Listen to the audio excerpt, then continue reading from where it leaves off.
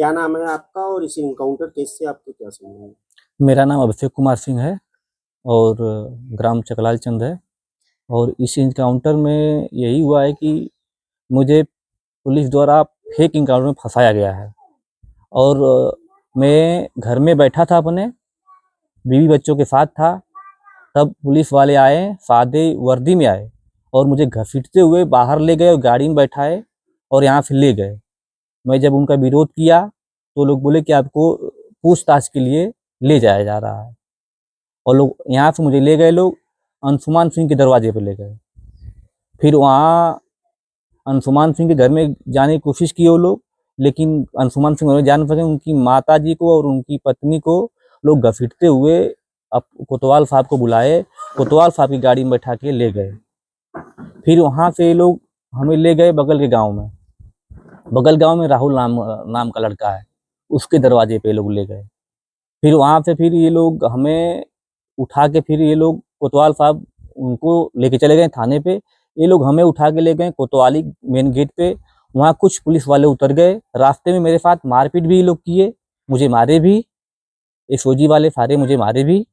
और वहाँ से फिर हमें ये लोग ले गए, घुमाते रहे, ले गए रामायण की पेट्रोल टंकी तक ले गए।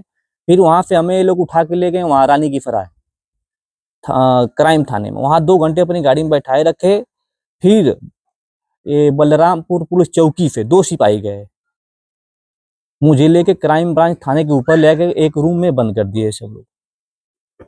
और वहाँ के बाद 10 साढ़े 10 बजे फिर सिपाही मुझसे बोला कि चलिए आपका सुबह में आपकी 151 में जमानत कर देंगे। हम कही हमारा अपराध क्या है? तो बोला नहीं, अपराध नहीं है आपका, तो अभी आपको हम 151 में जमानत करके छोड़ देंगे, क्योंकि पुलिस आपको गिरफ्तार कर लिए तो हम आपको छोड़ देंगे।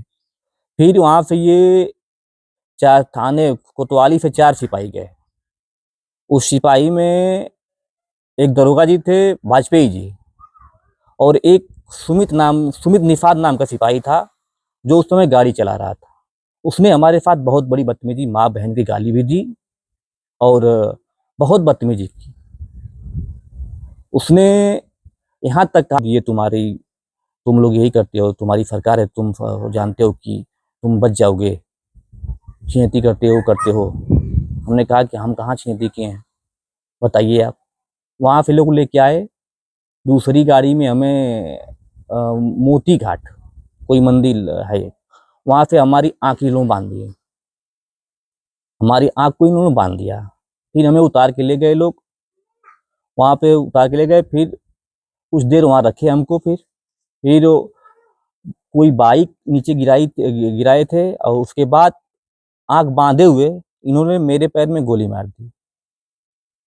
दूसरा सिपाही ही बोल रहा है कि इसके दूसरे पैर में भी गोली मार दो, इसके दूसरे पैर में गोली मार कर इसको पूरा लंगड़ा बना दो। उसके पास इन्होंने मुझे इनकाउंटर किया मेरा। उसके बाद आँख खोल दी मेरी। उसके बाद इन्होंने पूरा एक एक गोली, पिस्टल, बाइक रख के 4-5 बार इन्होंने वीडियो बनाया। वीडियो नहीं बन रही थी इनकी। पहली गोली मारे हम तो हमारा गोली मारे तो मिस हो गई, गोली नहीं लगी। कोतवाल साहब कहें कि कैसे यार गोली मारते हो कि मिस हो जा रही तुम्हारी। उसके बाद वहाँ से फिर वहाँ पे कोतवाल साहब, कोतवाल, एसओजी प्रभारी संजय सिंह और अन्य सिपाही, वहाँ सुमित भी मौजूद था। सुमित वहाँ भी गाली गलौज कर रहा था, लेकिन कोई कोतवाल साहब चाहे कोई वहाँ कोई उसको मना करने वाला नहीं था।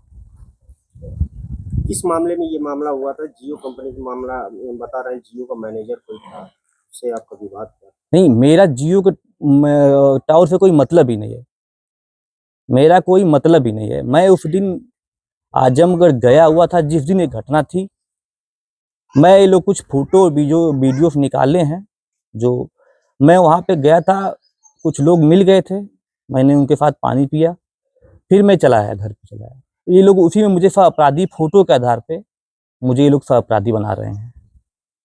मेरा फेक इनकाउंटर कर दिया, मुझे इतना बड़ा अपराधी बना दिया इन लोगों ने, इतना बड़ा अपराधी बना दिया कि जैसे लग रहा था कि मेरे ऊपर पहले से बहुत सारे मुकदमे दर्ज हैं। मेरे ऊपर एक मुकदमा 308 का, जो मेरे ही बगल में चक्रोट को लेके मेरे ही सामने वाले घर से विवाद था। मैं उसमें 308 में एक मेरे ऊपर मुकदमा था। और चाहे प्रशासन चाहे कोई भी पता कर ले, किसी थाने में, आजमगढ़ नहीं, मऊ, बलिया, गोरखपुर, देवरिया, कहीं भी पता कर ले, मेरे ऊपर एक FIR नहीं था। ये लोग मेरे घर पे आए, मैंने पूछा भी उनसे, भाई क्या बात क्या है। मुझे घसीटते हुए गाड़ी में बैठाए और लेके चले गए। इतना बड़ा अपराधी बना दिया मुझे कि मैं सोच नहीं सकता था। क्या आप इस मामले में जांच की मांग करते हैं? मैं इस मामले में प्रशासन से तो जांच की उम्मीद नहीं करता हूं। मैं सरकार से SIT जांच की मांग करता हूं, क्योंकि प्रशासन से मुझे मेरा विश्वास उठ गया है। जो प्रशासन मुझे फंसा रही है, वो प्रशासन जांच करेगी अगर, तो मैं इसमें निर्दोष साबित नहीं हो सकता हूं। फिर सरकार से क्या अपेक्षा है? मेरी सरकार से यही अपेक्षा है कि SIT जांच की मांग की जाए, किसी दूसरे तरफ से मेरी जांच कराई जाए, और मुझे, अगर मैं इसमें दोषी पाया जाता हूं, तो मुझे इसमें कड़ी से कड़ी सजा दी जाए। इस मामले को लेकर के तमाम अब भारतीय जनता पार्टी के लोग आए थे, कड़ी सेना आई थी, क्या कहना चाहिए?